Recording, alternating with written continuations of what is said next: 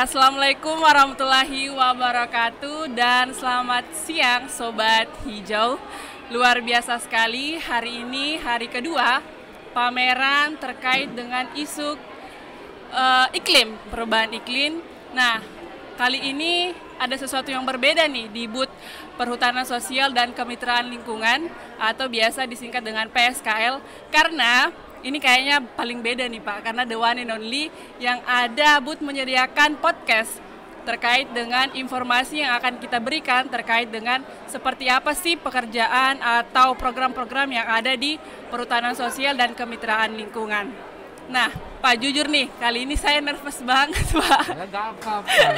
Saya nervous karena hari ini luar biasa sekali narasumber kita langsung datang, yaitu Bapak Dirjen. Selamat siang, Pak. Ada Pak Bambang. Pak, izin Pak kalau saya salah, mohonnya jangan dipecat. Soalnya saya gugup gitu. Oke, para Sobat Hijau, kali ini kita akan menguak lebih detail terkait secara umum pameran ini sebenarnya tujuannya seperti apa, kemudian program-program dari Perhutanan Sosial dan Kemitraan Lingkungan seperti apa. Nah, lebih spesifiknya kita akan menguak sedikit terkait kenapa sih Pak Dirjen hari ini dan sekarang bisa menjabati posisi yang luar biasa sekali, Pak, posisi Dirjen yang kayaknya nggak sembarang orang nih Pak, kayaknya stock limited edition. Nah, kita akan mendengarkan seperti apa masa lalu dan perjalanan hidup, track record ataupun pengalaman sehingga Pak Bambang bisa menjabani posisi Dirjen. Nah, untuk kali ini mungkin pertanyaan pertama nih Pak, ini kan pamerannya terkait dengan climate change.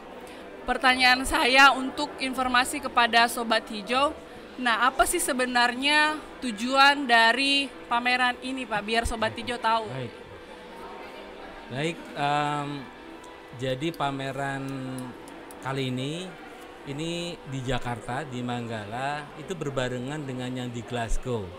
Jadi ada namanya COP, Convention on Parties yang ke-26, yang diselenggarakan oleh UNCCC, United Nations on Framework on Climate Change ya. Jadi artinya perkumpulan dunia internasional yang sangat aware terhadap perubahan iklim dan dampak-dampaknya terhadap kehidupan kita. Jadi singkat kata, naiknya temperatur bumi karena ada gas-gas yang dihasilkan dari industri, transportasi dan lain sebagainya, CO2, metan dan lain sebagainya, itu membuat temperatur naik. Nah, ketika temperatur itu naik, maka kutub utara dan selatan itu meleleh. Nah, ketika itu meleleh, maka kenaikan air, permukaan air laut itu menjadi besar. Untuk Indonesia, negara kepulauan, ini sangat rentan ya, sangat rentan.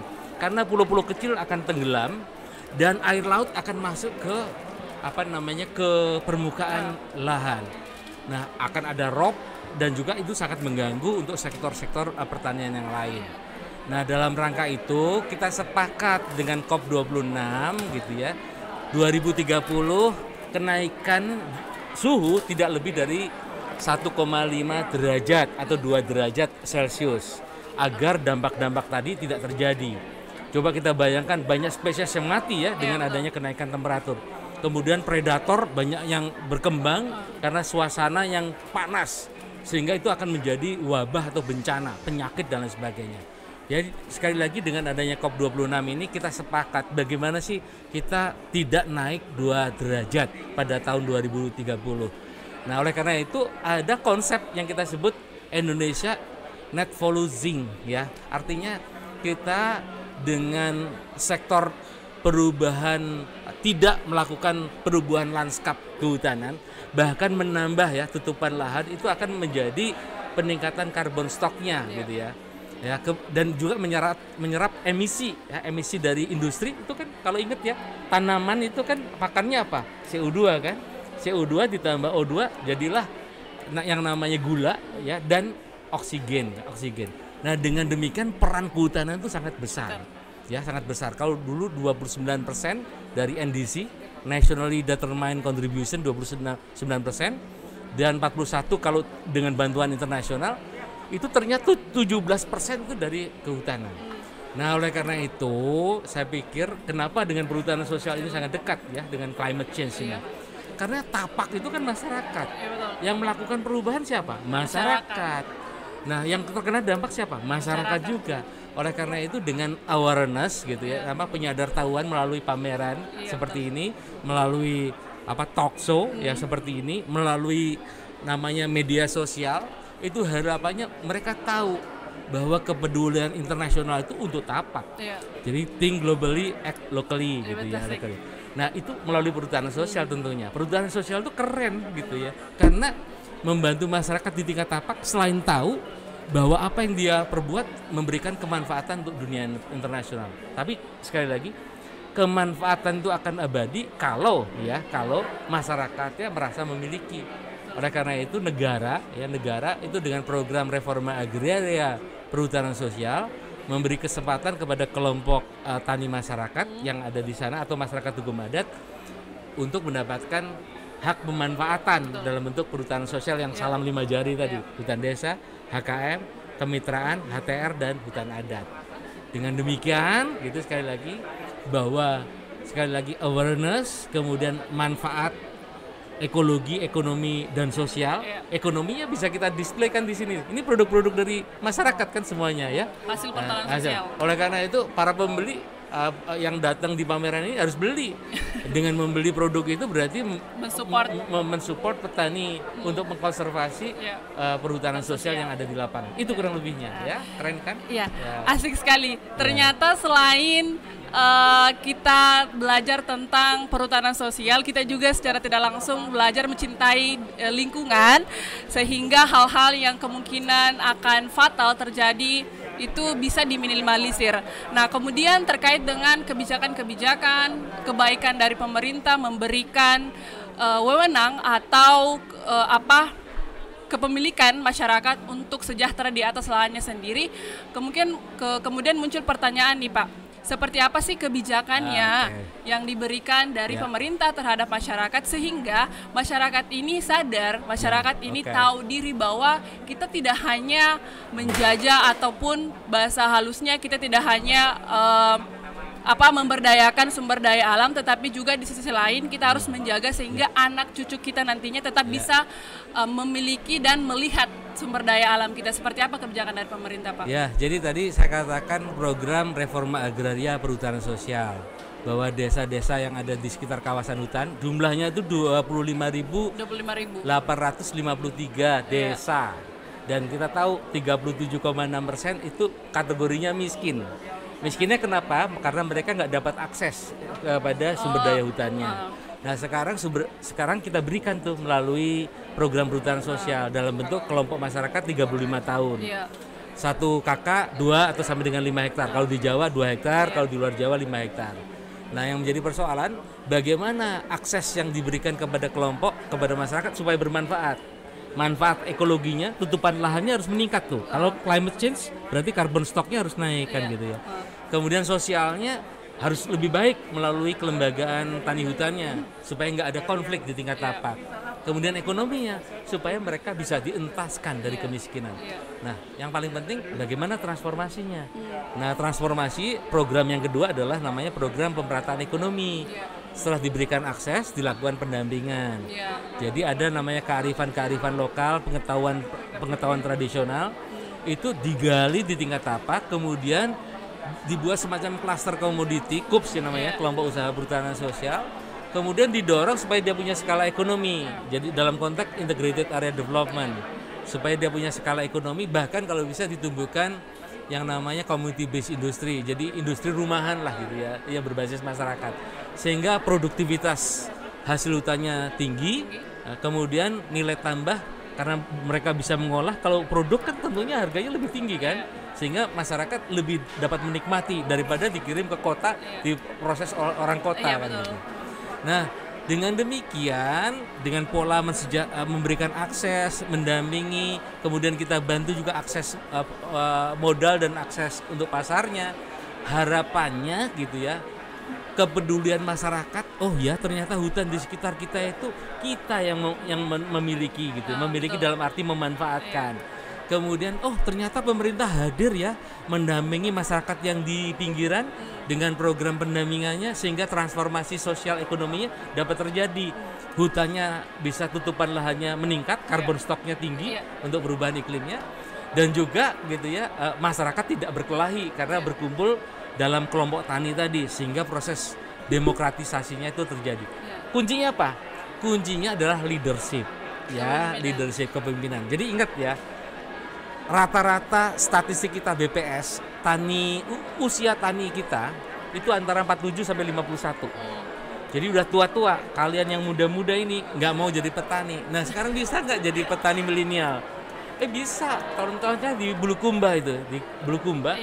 Saya pernah lihat ada anak-anak muda yang membantu bapak ibunya untuk mengolah pangan agroforestry-nya. Kemudian dia membantu ibunya untuk membuat packaging yang bagus sehingga mereka dengan e-commerce mereka bisa jual secara digital gitu ya, sehingga keuntungannya juga langsung. Jadi bayangkan kalau antara pembeli dengan penyedia langsung ada transaksi, tentunya keuntungannya kan banyak di petaninya kan gitu. Langsung. Nah itu jadi transformasinya itu ada di leadership. Leadershipnya sekali lagi bisa pemuda, bisa juga tokoh masyarakat di tingkat tapaknya.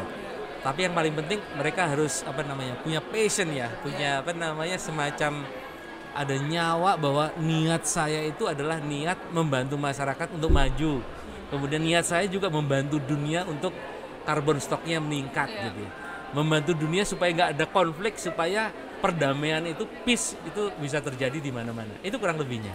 Ya. Asik sekali. Jadi tidak hanya karena kebanyakan gini Pak, mohon maaf, kebanyakan anak-anak muda milenial tuh masih berpikiran bahwa program-program dari kementerian itu, program-program dari pemerintah itu anak muda kayak takut gitu. Tapi ternyata dengan adanya program perhutanan sosial yang melibatkan anak muda yang peduli terkait dengan produk-produk lokal, sehingga anak muda memberikan itu sebagai role model terkait dengan contoh yang Bapak tadi berikan dari Bulukumba.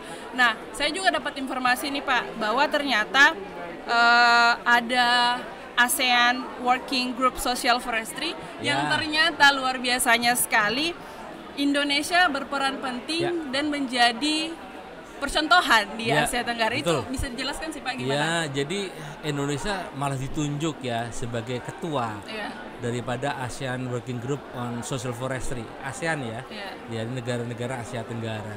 Karena apa? Dua hal. Yang pertama adalah keberhasilan dalam konteks reforma agrarianya. Kita sudah hampir 5 juta ya, 5 juta hektar yang sudah diberikan kepada sekitar 7.300 kelompok ya, dari Sabang sampai Merauke gitu ya.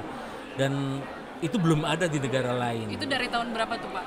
Sebetulnya yang paling masif dari tahun 2015, yang paling masif ya.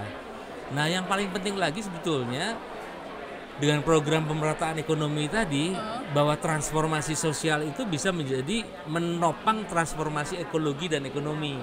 Dan itu kita ada KUPS, ingat ya, ada KUPS pemula itu blue. Kemudian KUPS yang sudah implementasi itu silver.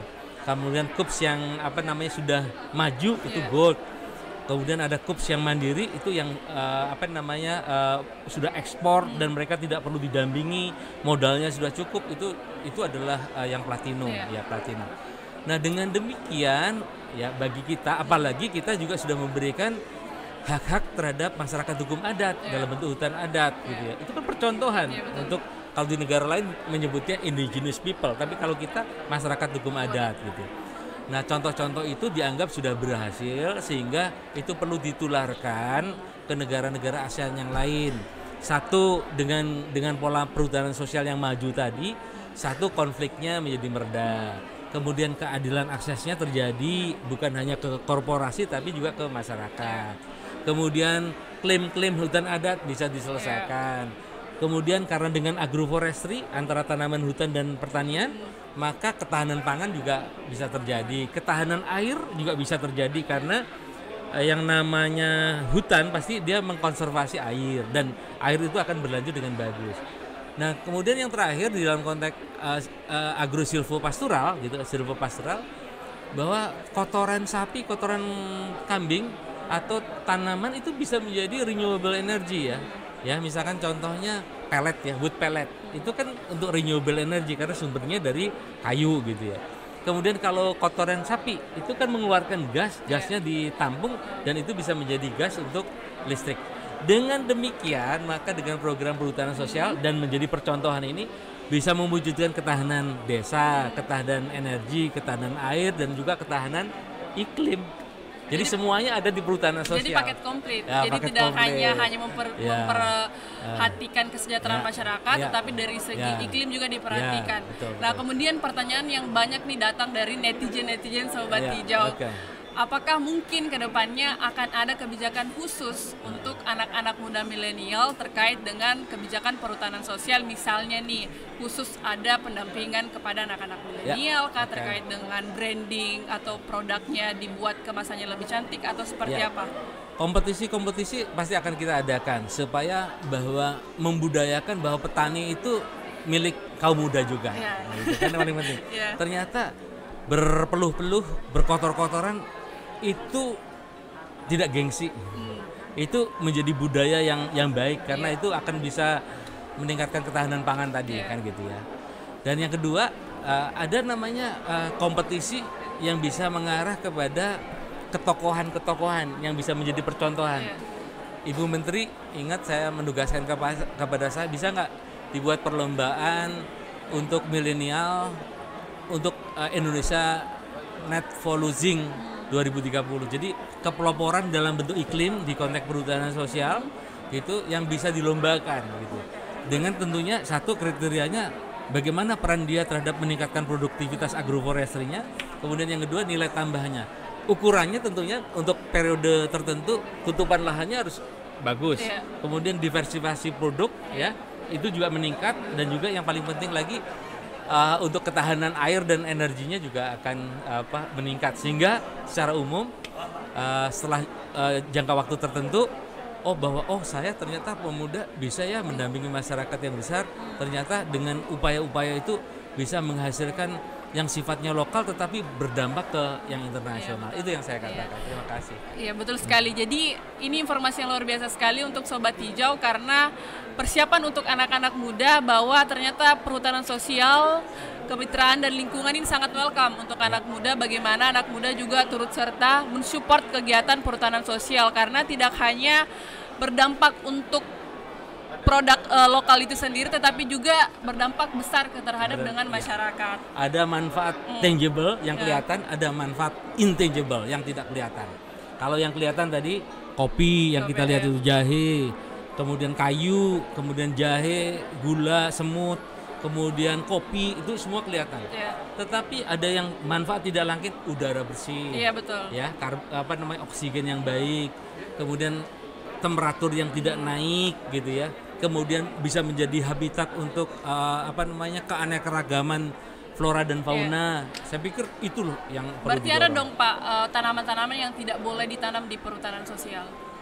Tentunya pada prinsipnya sebetulnya semua boleh tapi, tanaman keras gitu dikombinasi dengan tanaman pangan. Tapi lihat status kawasannya. Kalau hutan konservasi dan hutan lindung, kalau bisa tanaman lokal, tapi yang membawa manfaat dari buahnya, kemudian getahnya, atau manfaat-manfaat yang lainnya kan gitu. Nah, kalau hutan produksi boleh ambil kayunya kan gitu, kayunya. Nah, tentunya sekali lagi kalau di konservasi dan lindung itu HHBK dan jasa lingkungan wisata, tetapi kalau diproduksi tentunya dengan kayunya juga diperkenankan ya. Nah, jadi Sobat Hijau, di perhutanan sosial itu tidak hanya diberikan legal secara begitu saja, tetapi juga pasti akan didampingi oleh dari Kementerian Lingkungan Hidup dan Kehutanan. Nah, pertanyaan terakhir nih Pak sebelum ditutup, terkait Bapak nih sampai hari ini alhamdulillah menjadi Dirjen dari PSKL. Bisa diceritakan Pak secara singkat kok bisa ada di posisi sampai sekarang? Saya ini tersesat di jalan yang benar. Kok bisa ya tersesat di jalan yang benar? Karena saya ini lulusan sarjana kehutanan, tetapi teknologi hasil hutan. Jadi masa orang teknologi hasil hutan ngurusin perhutanan sosial, Tapi memang Tuhan, Allah itu memberikan takdir kepada saya untuk ngurus masyarakat. Iya. Karena waktu saya pernah dapat tugas di konservasi KSDAI. Antara hasil hutan dan konservasi beda nggak? Beda, yang satu nebang, yang satu nggak boleh nebang. Iya, Pak. Tapi memang saya diberi amanah dari Tuhan itu untuk ngurus masyarakat. Ternyata ngurus konservasi harus dengan masyarakat juga. Iya. Waktu itu saya ngurus di Taman Nasional Rawa-Opa Watu Mohai, itu 6.317, masih apal tuh hektar di Sulawesi Tenggara. Ternyata itu kan banyak ditebangi oleh masyarakat karena kayunya dipakai untuk arang gitu. Saya bilang jangan ditebang, saya bilang. Tapi kalau ngelarang saja kan nggak bagus. Tapi dengan solusinya seperti apa? Edukasi. Nah, dulu kita buat namanya model kampung konservasi. Itu pertama kali 2003 tuh saya gaungkan. Kita buat MOU dengan masyarakat. Kemudian kita petakan yang 6.317 tadi, mana yang boleh mana yang dilindungi, mana yang boleh dia lakukan silvo fisheries ya. Dia boleh menangkap kepiting udang tetapi dengan cara-cara yang berlanjut, dengan bubu yang itunya besar ya, itu supaya yang besar bisa masuk, yang kecil enggak gitu. Itu kurang lebihnya ya.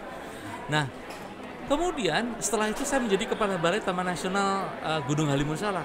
Sama lagi, ada 314 kampung ya, 314 kampung yang berada di Taman Nasional itu. Jadi solusinya sama itu ya. Teknologi hasil hutan oke lah, nggak apa-apa. Tapi yang penting pengalaman lama.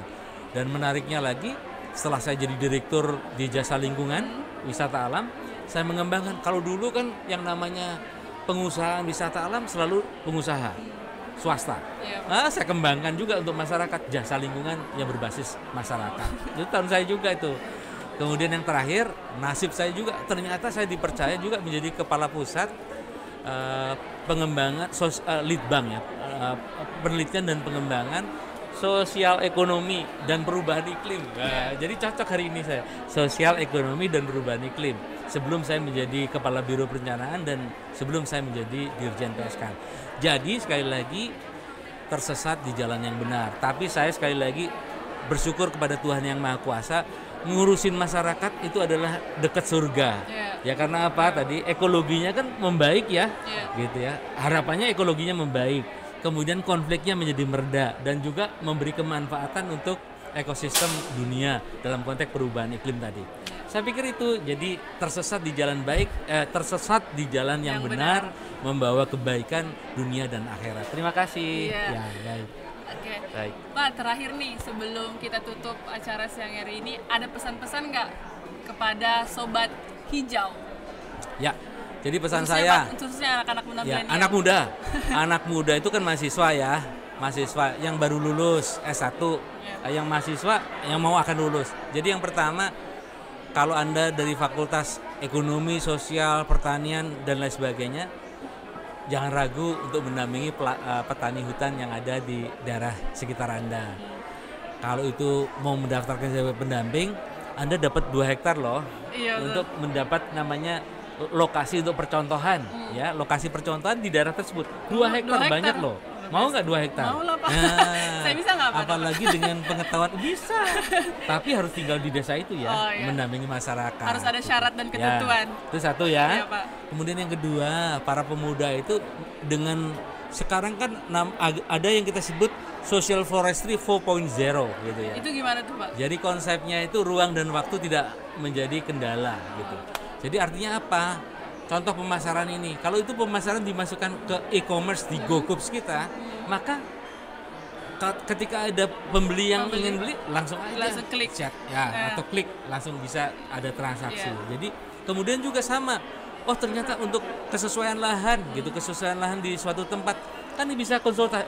Itu kan kesesuaian lahan dilihat dari climate, cuaca, kemudian jenis tanah, kemudian kelerengan, kemudian curah hujan. Maaf, tadi yang climate itu curah hujan, kemudian kelerengan dan jenis tanah. Kemudian cocok untuk komoditas apa? Kan tinggal googling tuh. Itu 4.0. Jadi Om Google ya, iya, Pak? Om Google. Om Saya Google sendiri walaupun semuanya. tua, saya selalu tanya ke paman Google dan ada solusinya di sana ya. Jadi semangat kaum muda, sekali lagi jangan gengsi jadi petani.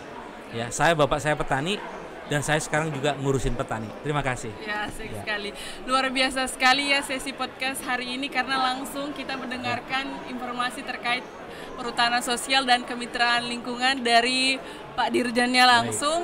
Nah, ini Sobat Hijau, jadi untuk anak-anak muda nih khususnya jangan takut menjadi petani milenial karena kita akan diberikan akses legal yang penuh dari kementerian, kemudian diberikan pendampingan dan tentunya harus dengan syarat dan ketentuan. Nah Pak, ajak dong teman-teman Sobat Hijau dan kamera situ mungkin Ya Pak, baik, ayo untuk nonton ya.